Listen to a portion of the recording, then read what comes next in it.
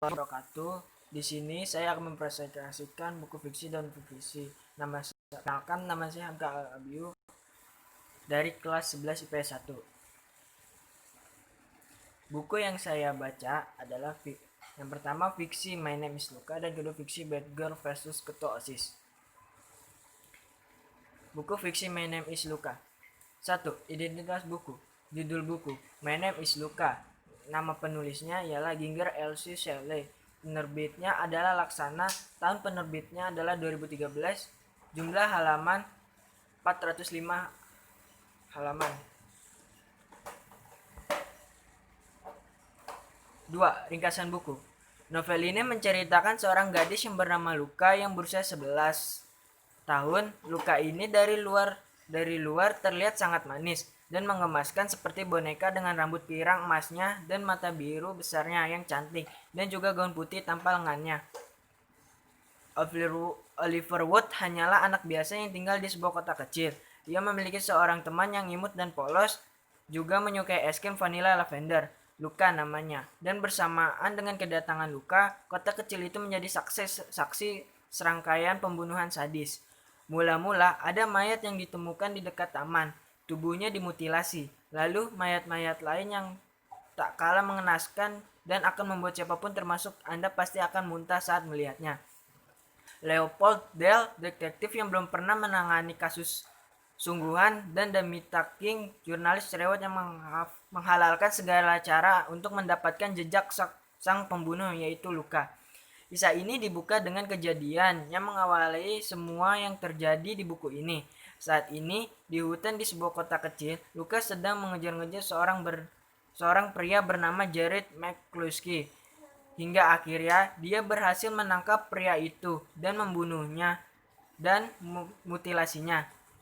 Nah, kesalahan Luka adalah dia membiarkan bagian-bagian tubuh Jared bertebaran di taman, bukan disembunyikan.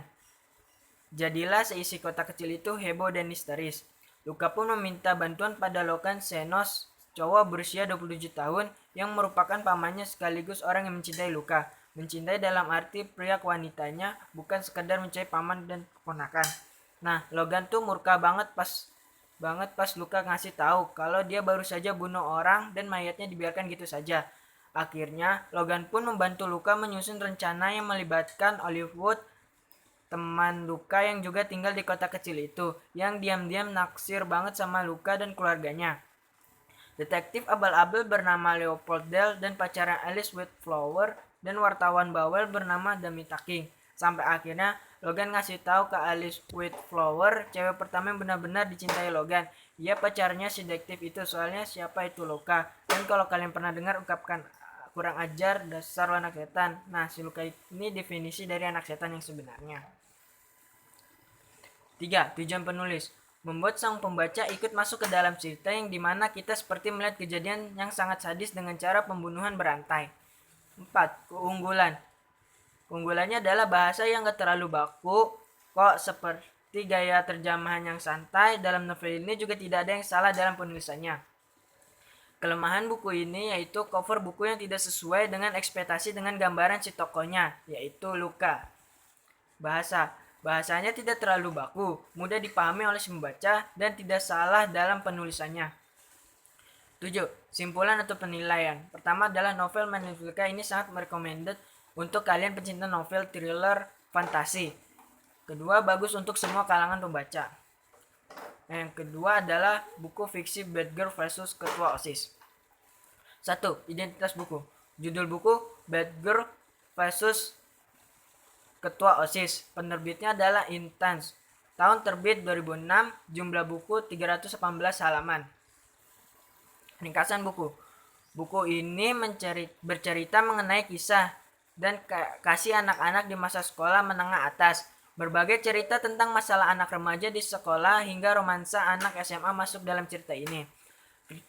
Vita Clairine adalah seorang anak perempuan yang merupakan siswi pindahan dari sekolah lain.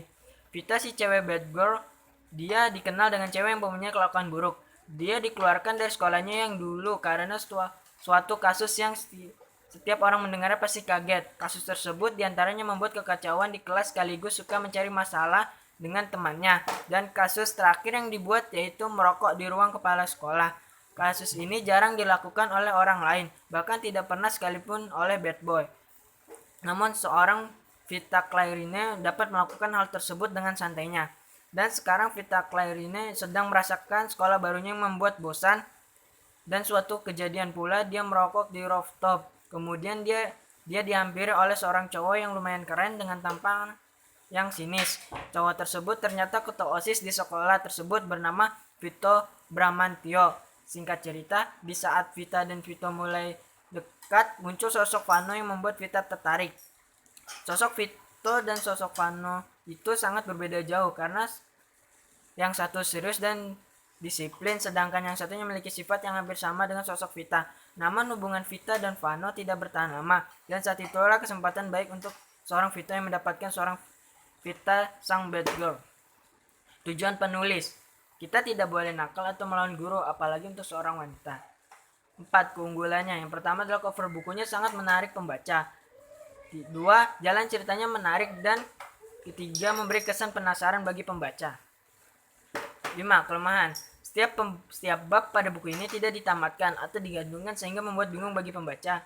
Banyak kata-kata yang asing sehingga sulit dimengerti pembaca. 6.